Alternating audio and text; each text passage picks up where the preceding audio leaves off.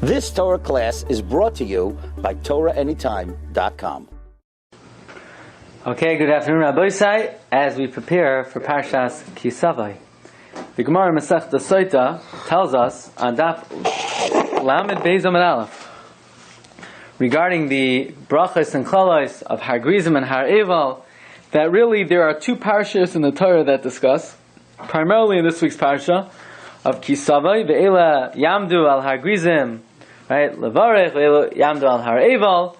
And also in Parshas Re'eh opens Re'eh Anochi Noisin Lefnechem Hayom Brachu Klala.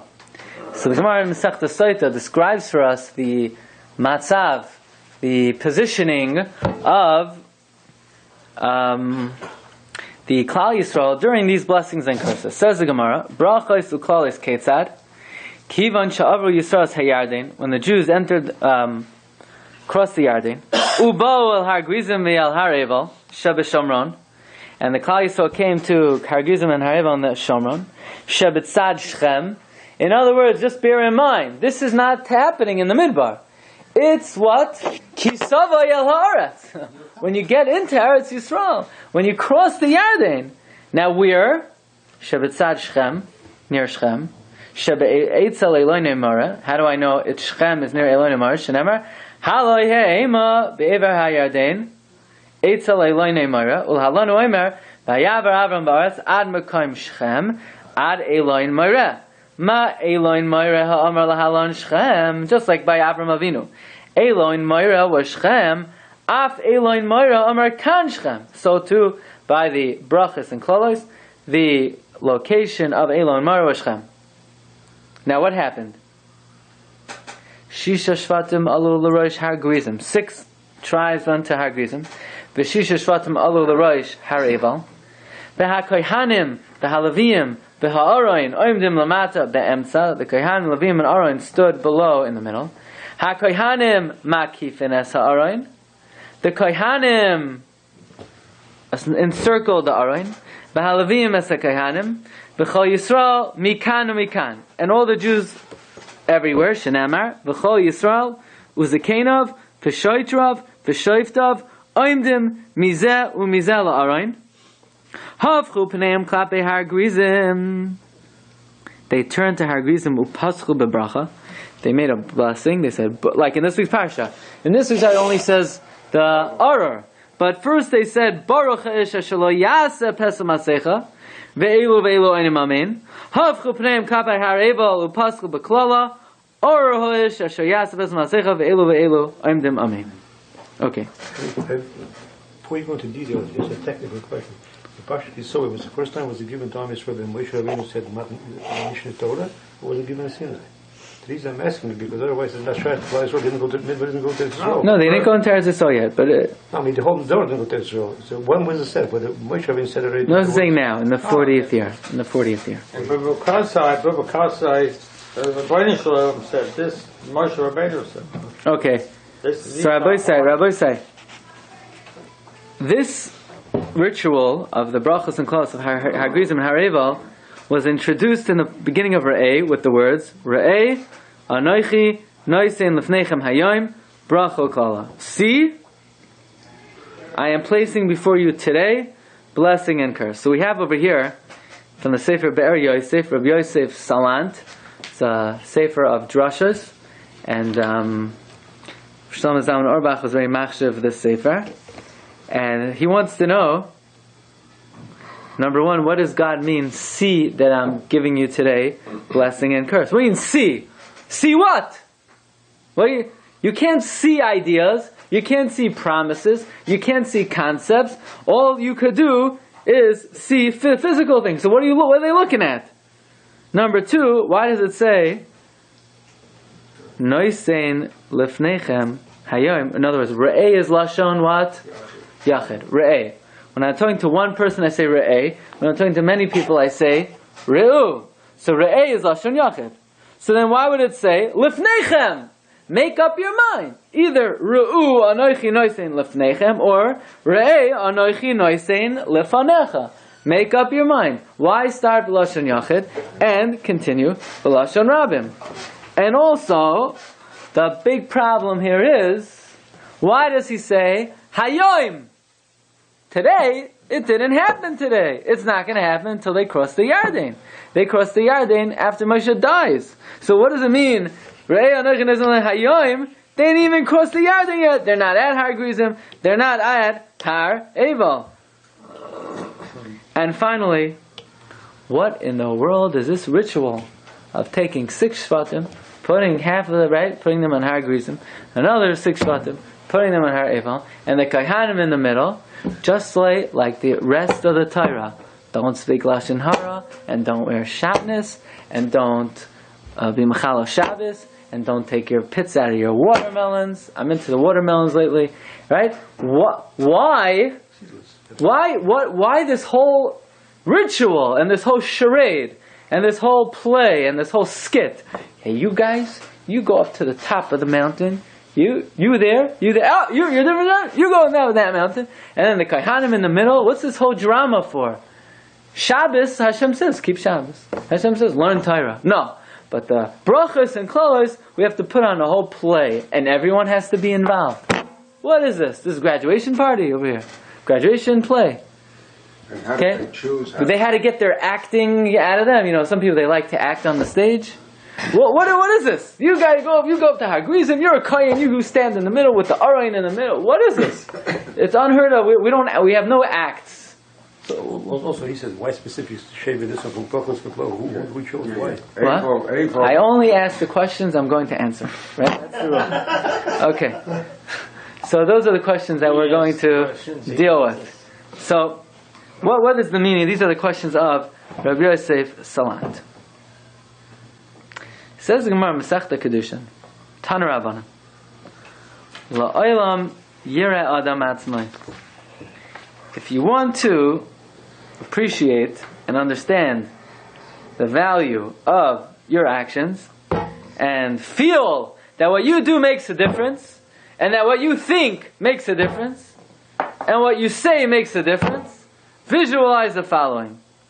La'olam yireh adam atzmai. Imagine yourself Ke'ilu chetzio chaya v'chetzio zakai.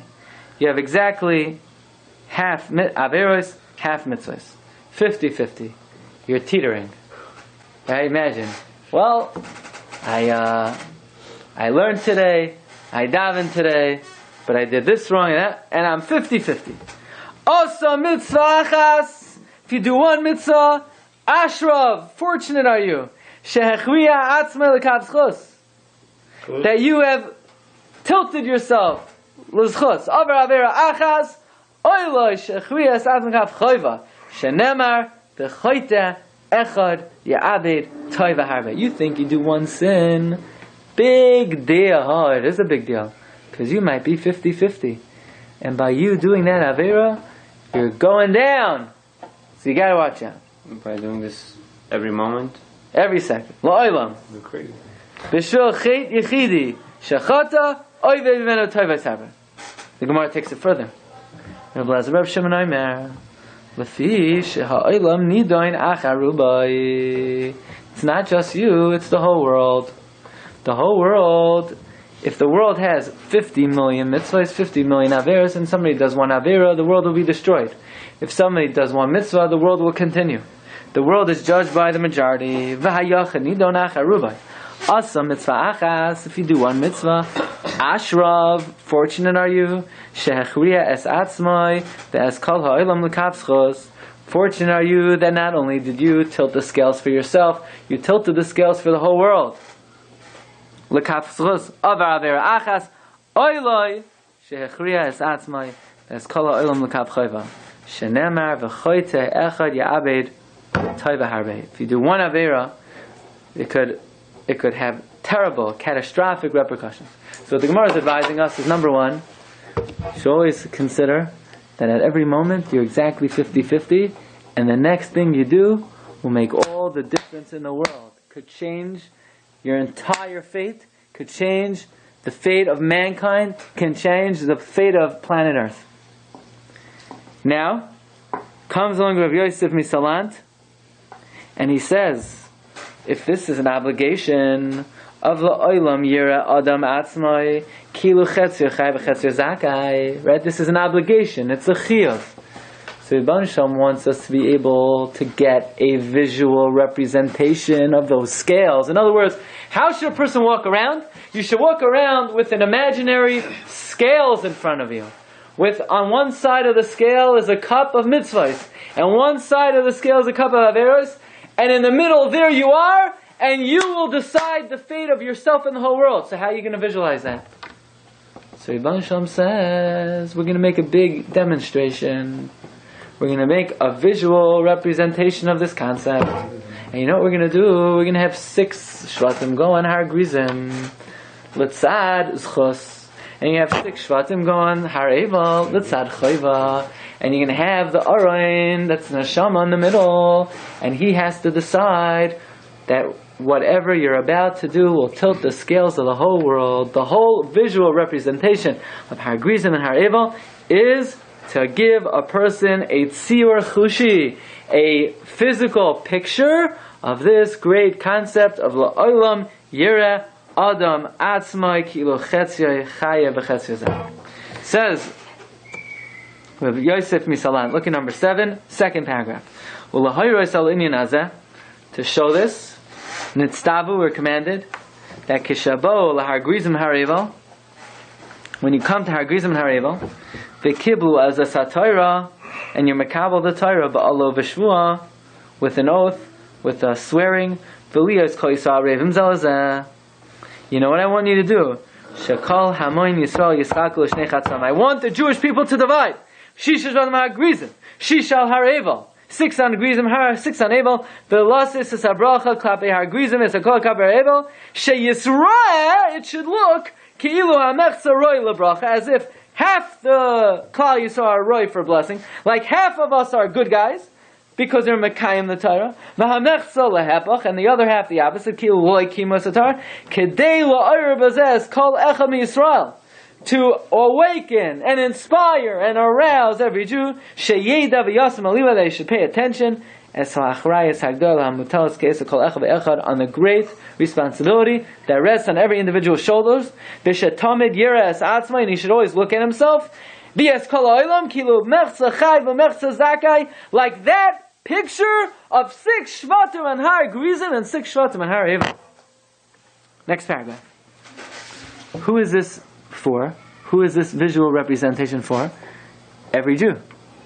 For the Yachid. For the Yachid to realize that the Rabbim is totally on him. Every individual has to know that he doesn't only control his own fate, he controls the fate of Kol Ha'olam Kulai. And therefore the pasuk says, Re'ei Lashon Yachid, Anochi Noisein Lefneichem. I'm putting before you all of Klal Yisrael. Every Yachid, every individual has to recognize that all of Klal Yisrael are dependent on him. Hainu Gam Re'iyah Seinayim Mamish. Why does Hashem say Re'ei? I thought it only says Re'ei on a physical picture. The answer is this is a physical picture. This is the physical embodiment of the idea of La'olam Yira Adam Asatzim Kilo Mechsa Zakav Mechsa Chayev. Hainu Gam Re'iyah Seinayim Mamish. Atira Be'inecha. See with your eyes. V'tistakel, and look. Eich sheklal Yisrael nechlak l'shnei chalakim sham. That the Jewish people are divided into 2 parts. Mechsa Lakan u'Mechsa Lakan. And thereby you will imagine in your seichel to understand this. Next paragraph. Umitamzeh gam kein hischel b'lashon yachid. Therefore, the Torah begins in a lashon yachid re'ei. Why lashon yachid? And then v'yamar asher anochi nozon lashon rabim. That is, shekol yachid tzarech lerois ulehestakel sheharabim tzluyim bai. And that every individual with his actions, he could be mezakeh and bring them up to tzaddikim or bring them down. And why does it say hayom? But it didn't happen yet. The answer is, what was the purpose of this visual representation? For a Jew to appreciate the concept of the Gemara in Kedushin, la'olam yireh adam atzma kilo chetzechel, to appreciate the concept of the la'olam, always. So therefore Hashem says, hayom. It's not just going to happen on that day. It's something that's a daily ideal and a daily outlook that every Jew should have, that everything that he does not only affects him, but could tilt the scales of the whole world. Ad kan divrei habe'er Yosef. Thank you. But never the 6 children who played the role of the clothes, they felt bad. They played the role of the chaytor, right? It's like, the criminal who acts out the job, they make it worth it for him, right? The 6 brothers who went over. Well, why them? Four of them Yeah. were shvachos, Okay. children of Bilha and Zilpah, and one of them was a Ruvain, and I don't remember who was there. I think the last one was one. But they were good guys. They were good guys. Reuben. Okay. Rabbi Isai. So far, so good. Comes along the Rambam, and the Rambam, the Rambam turns everything on its head. Unbelievable. I want someone to ask me the question. Okay? I'm not promising that I won't tell you, but I want somebody to ask. Look at the Rambam. The Rambam says, Af al pi shetzkias shofar b'Rosh Hashanah gzeres hakosov. Even though blowing shofar on Rosh Hashanah is a heavenly decree, which means there's no reason. The reason God said so. Remez yeshbai, but it has a meaning. It has a message. What's the message? Kolaimar. Uru yeshenim mishinaschem. Wake up! Wake up. V'hikitzu nirdamim mitar damasem. Arouse from your slumber. Chipsu ma'asechem. Investigate your actions. V'chazru b'tshuva. Return in tshuva. V'zichru b'rachem. Remember your Creator. Now the question is, but we're up. We're up. Maybe you would like to be sleeping at that point, but you're actually up. The answer is, what does it mean, sleeping? We are sleeping. Elu hashoichim es ha'emes behavle hazman. We forget the truth because of the emptiness of the times. Veshoigim kol shinasam. And we waste the whole year. Behevel, farik, shalo yoyel, yatzil. We waste our time with nonsense. And the shofar tells us, Hibitu lenafshay seichem. Look into your soul. Hibitu darchechem. Look at your actions. V'yazov kol echa mekem darkoi hara. Forsake your bad path. Umachshavta yashaloitoi. So far, so good. The message of the shofar is, it's a wake-up call. Comes the Rambam, lefikach. Sarach kol adam sheyira atzmai kol hashana kula. Therefore, the whole year, person has to imagine himself kilu chetzio zakai v'chetzio chayav, as if you're half worthy and half obligated. V'chein kol ha'olam, not only you, the whole world. Chetzio zakai v'chetzio chayav. Chata ched echad, you're machriya yourself, you're machriya the whole world l'chayva. And you cause the destruction of the whole world. You do one mitzvah, and then the Rambam says, and that's why our minhag is we give tzedakah, we increase ma'asim tovim, or Isaac and mitzvahs from Rosh Hashanah to Yom Kippur. Now this little segment of the Rambam, lefikach tzarich kol adam she'ira atzmai kol hashana kula kilu chetz yizak v'chetz chayev. Yeah? Where does that come from? Where did the Rambam get that from? It's a Gemara Kedushin we just read. You like this Rambam? There's a good Rambam to you? Makes sense?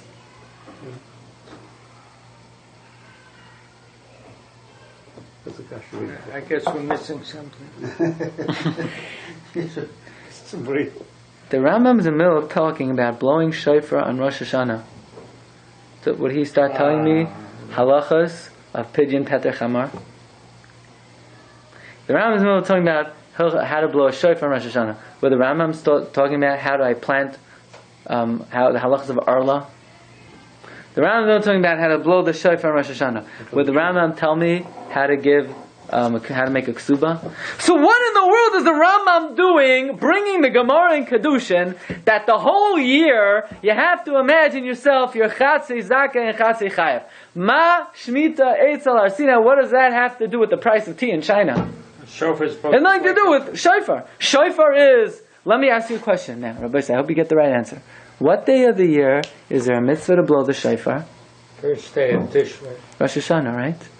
What day of the year is there a mitzvah of, in Kedushin, of imagining yourself you're 50-50? Every day. Every day. So could someone tell me what in the world Shofar got to do with the Gemara Kedushin. The Gemara Kedushin says la'olam. Yeah, but the shofar is there to wake us up. Right. And there's also an obligation. Remind us to that scale. Because we're human, we forget. Some days are better than others. But the Rambam doesn't say, therefore on Rosh Hashanah you should do this. He says, la'olam. So let him put in Hilchos Deos, right? The halacha that every day a person should imagine himself 50-50. It's like he sticks in between Tkiyah Shofar and Slichos, the Gemara and Kedushin of la'olam yira adam esatzma kilu mechza zak and mechza chayim. What's the connection? What's the connection to Tkiyah Shofar? Maybe if you didn't do it all year, now you can make it up. Huh? That's what you should have done all year. You didn't do it all year. So he should also say you should learn, therefore you should learn the whole year. And you should. I mean, why dafka? There are 100 Gemaras that you have to do all the time. That the shofar arouses you to remember. What does it got to do with anything? This is the question of the Pachad Yitzchak, Rabbi Yitzchak Hutner in the Pachad Yitzchak and Rosh Hashanah, Maimer Yud Aleph, number 10. Okay, there's a more lengthy version of this topic, but we're doing it concisely. Okay, we're going to get to the executive summary. What? No, they just said these. 11. Well, if they don't keep what happened there, they really blew it. But they didn't actually blow it, right? But the Rav Yitzchak Hutner wants to know. Look at number 10 in Ois Yud Beis. He says.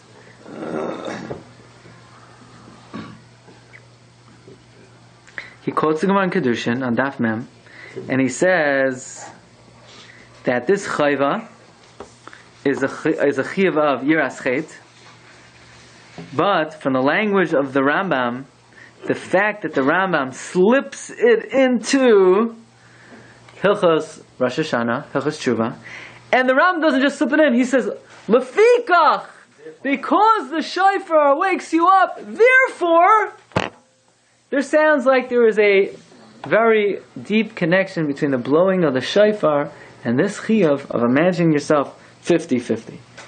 And Rav Hutner says a very majestic idea, beautiful idea. And that is like this.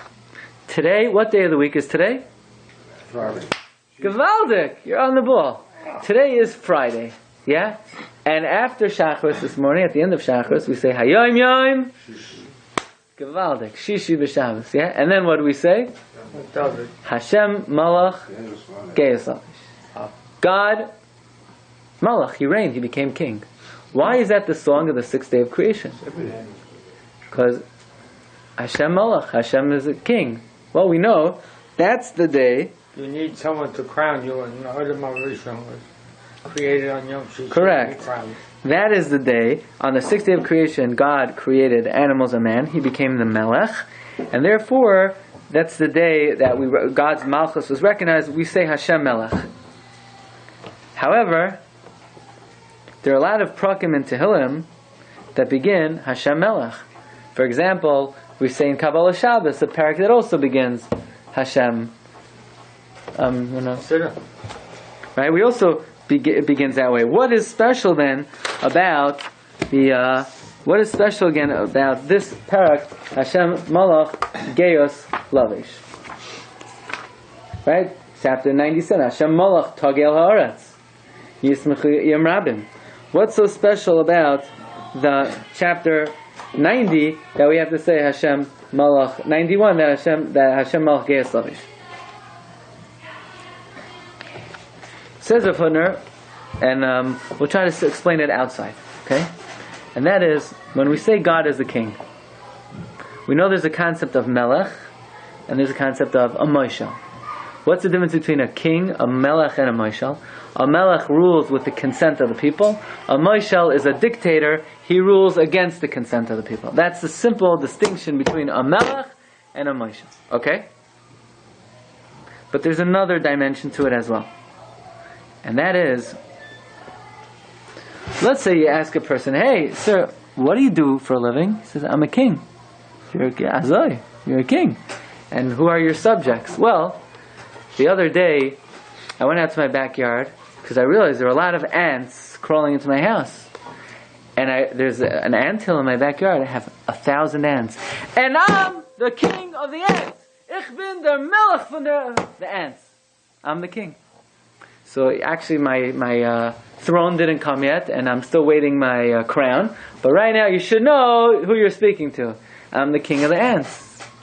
Say, oh, shkoyach, nice to know you. It's mamish, an honor to know you. Wow. Could you be a king of the ants? You can't be the king of the ants. First of all, the ants don't even know that you exist. Second of all, you're so far removed from the ants that there's no connection at all between you and the ants that you could rule over them. Malchus means that there is some commonality between the king and his subjects, but the king is Ga'ah over the subjects. The king actually could be glorified over the subjects. There is some connection, but the king is a little bit more elevated. But if there's no connection at all between the king and his subjects, he's not a king, he's a moshel. For example, let's say you say, what do you do for a living? I became a king. Really? Because, your mother told me you're a shepherd. That's what my mother says. But really, I'm the king of the sheep. He's a Mishugana. How can you be a king of sheep?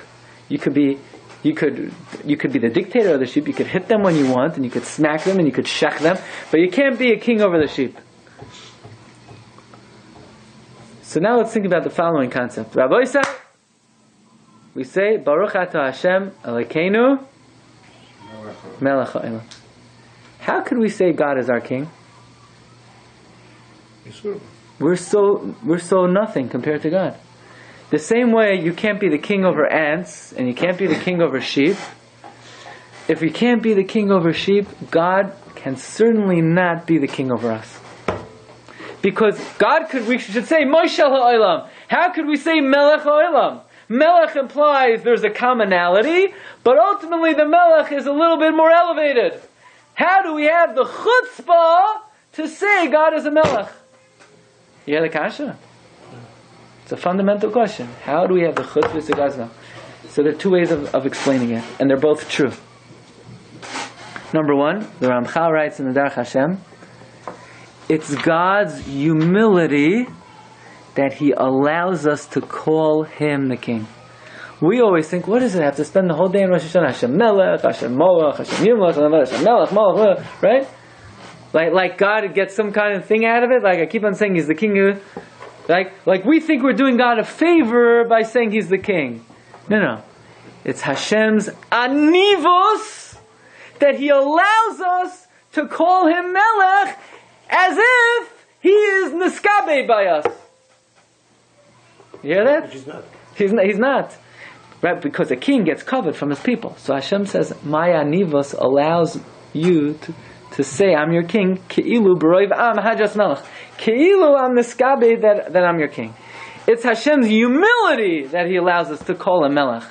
So in other words, when we say Hashem Melech, we're lowering Hashem. We're lowering Him. Because we want to feel we're connected to Him. Okay, that's what the Ramchal writes. You got it? Because what's a Melech? A Melech is someone who has a commonality with the subjects, but the Melech is Nisgoah. How do we say that by Hashem? It's Hashem's anivos.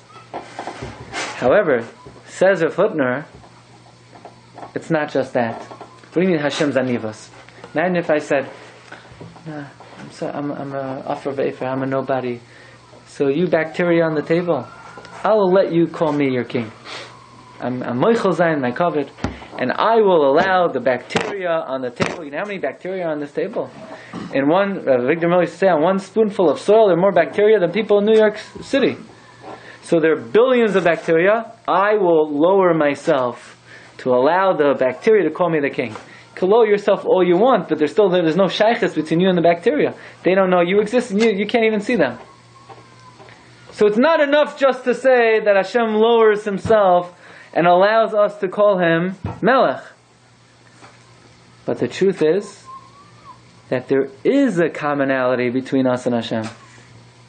And that is, everyone has a neshama. And the neshama is a chelek of Hashem. the neshama, vayipach bi'ap of nishmas chayim. God blew into our nostril a living spirit. Man denafach, right? Midilei nafach. God blew into us a divine thing, a divine entity, a divine spirit. So every Jew has a chilek of God in him. So that means there is a shaychus between us and Hashem. It's not like bacteria. It's not like sheep.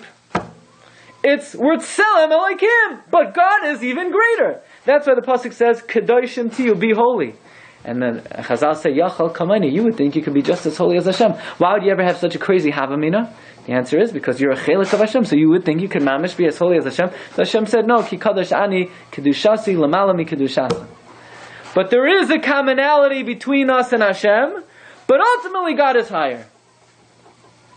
So, in order to proclaim God as the Melech, we always think we have to elevate Hashem. It's just the opposite. The only way to make God Melech is to realize how elevated you are. If you think you're an amoeba, or an animal, or a sheep, then Hashem's not your Melech, because you have no shaykhus to Hashem. The only way to make Hashem your Melech is to feel that there's a common denominator between you and Hashem, but Hashem is greater. So it's occasion when I offer very fair. If I offer it, they have no shaykhus. Yeah, they're two. They're both. It's a dichotomy. It's a dichotomy. But compared to Hashem, we're nothing. But you have to understand why you need to say that. You have to understand. Some people, they say that because they taka, they feel it, they mean it because the taka it's the truth, right? But you have to feel that you have a certain greatness, and then realize, no, compared to Rebbeinu Shalom, you're nothing. But in order to be Mamlech Hashem, Rabbi Isai, you have to feel that you have a divine quality to you. Otherwise, Hashem's not a Melech. Now, what's the best way? So that means, how are we Mamlech Hashem? How does a person make Hashem Melech? Not by saying, Hashem, you're so great! Yeah, that's right, he's so great, and he has no shaykhus to you then, and he's not your Melech. The way to be Mamlech Hashem is to realize that you're great, that you have a commonality with Hashem, that you have a godly power. So now, here it's the Yom Tov of Rosh Hashanah, and you're trying to be Mamlech Hashem by blowing the shofar. But how? So you say to yourself, how am I Mamlech Hashem? God controls the whole world. God determines the fate of the world. Who am I? Hashem's not my Melech. No! You also control the fate of the world. You know why? Because l'olam yireh adam etz atzmai ki'ilu mechza zakai mechza chayav. You have to imagine yourself that you're 50-50. And if you do one mitzvah, you tilt the scales. And you have to imagine the whole world is 50-50. And if you do one mitzvah, you tilt the scales. So what you're doing is, when you recognize this Gemara in Kedushin, that you determine your own fate, and you determine the fate of the world, you realize you have a godly ability, you have a divine ability, that the same way God determines the fate of the world, you determine the fate of the world. That's the connection between blowing the shofar and the Rambam sticking in this concept of La'olam yira adam es atzma ki lemechza zaka mechza chayv. In other words, you blow the shofar, you declare God the king. But the problem is, God's the king. I'm an amoeba compared to God. I'm a bacteria compared to God. God's not my melech, God's a moishel. The answer is no. You know why God's a melech? Says the Rambam. Because you have to realize that the same way God determines the fate of the world, that if Hashem wants, He could destroy the world. If Hashem wants, He could keep the world going. You could also decide that. Me? I can decide the fate of the world? Yeah. Because you always have to imagine yourself, you're 50-50. And if you do one mitzvah, the world will continue. And if you do one avera, the world will be destroyed. Says Rav Hutner, that is the concept of Malchus. We always think Malchus is, Ribbono Shel Olam, you're so great! That's not Malchus. Malchus is, number one, realizing Hashem's anivos, that He's lowering Himself to be associated with us. And it's, first of all, Hashem's anivos and our gadlos. You know how you're Mamlech Hashem? By being megadol yourself. That's a very lofty concept. And that's the connection between why the Rambam sticks in La'olam yireh adam etz atzma ki lemechza zaka mechza chayv. So I always thought to say, I'll tell you the whole thing now once we're here, that 2 points. How are you Mamlech Hashem? By blowing the shofar. because I blow a horn of a ram? Just think about it. Hashem's a king. So you think, well, Hashem gets a kick out of us taking a ram's head, chopping off his horn. This ram, the ram eats grass the whole day. He's on some mountain somewhere, right? Hashem wants us to chop off his horn and go, "Bah!" And the guy's like, the guy's spritzing through the shofar. That's Mamlech Hashem? Hashem gets a kick out of that. What does the shofar got to do with being Mamlech Hashem? Right? So Rabbi Yehuda HaNasi says, amazing idea, that actually if you look at the shofar resembles a nose. It looks like a nose. Some people, some shofars a little longer, some a little shorter, some a little more curly, like a nose. But a shofar looks like a nose. When you blow the shofar, you know what you're reenacting? Vayipach bi'apav nishmas chayim. What day of the year did that take place? What day of the year did Hashem blow the neshama? Rosh Hashanah! Happened the 6th day of creation. We explained, how are you Mamlech Hashem? You're not Mamlech Hashem by saying, Ribbon Shalom, look how great you are! You're Mamlech Hashem by recognizing that we're so great, Hashem is associated with us. And what do we have within us that allows God to be associated with us? The shofar, the neshama. Vayipach bi'apav nishmas chayim. Blowing of the shofar is reinstating that great process of Hashem taking us out of being an amoeba and a bacteria and a behema and making us roy to be an entity that the Ribbon Shalom says, I'm your melech. We're not a bunch of ants. We're not a bunch of sheep. The blowing of the neshama, that's the concept of Tkiyah Shofar. That's how Tkiyah Shofar is Mamlech Hashem. It's not Mamlech Hashem by saying how great Hashem is. It's Mamlech Hashem by saying how great we are, and therefore Hashem could associate with us. And therefore I'd like to suggest the following. And that is this idea of La'olam Yireh Adam Es Atzmai, which is how we feel our divine ability, that the whole world rests on our mitzvahs. What words does Hashem tell us? Re'ei Anoichi Noisein Lefneichem Hayom. And we know in Tanakh that whenever it says the word Hayom, it always refers to Rosh Hashanah. Like in Eov, Vayihi Hayom, or in next week's Parsha, Atem Nitzavim Hayom Kulchem. Zohar HaKadosh says Hayom is Rosh Hashanah. Re'ei, see, Anoichi Noisein Lefneichem Hayom. You know on what day of the year it's important to recognize that the whole world rests on your balance and you control the world and you have divine ability? Hayom on Rosh Hashanah, because that's how you're Mamlech Hashem. You're not Mamlech Hashem by saying, Hashem, you're the king. No. Hashem is more than the king. He's the Moshe. If you want Hashem to be associated with you, yes, like the Ramchal says, it's Hashem's anivos, but you have to be eligible for Hashem to be the king. We always think like we're giving Hashem some kind of boost by saying he's the king. It's a tremendous anivos on Hashem's part that He allows us to call Him the King, but you have to be eligible, you have to be roy for Hashem to consider Himself your King, and that is through the commonality that we have with Hashem, and that is our divine ability of La'olam Yireh Adam Es Atzmai Ki L'Chetz Yechayev. That comes through the Hisdamos of the Tzem L'Kim, through the blowing in the Neshama, and perhaps that's a very important element of the blowing of the Shofar, Vayipach V'Afav Nishmas Chayim.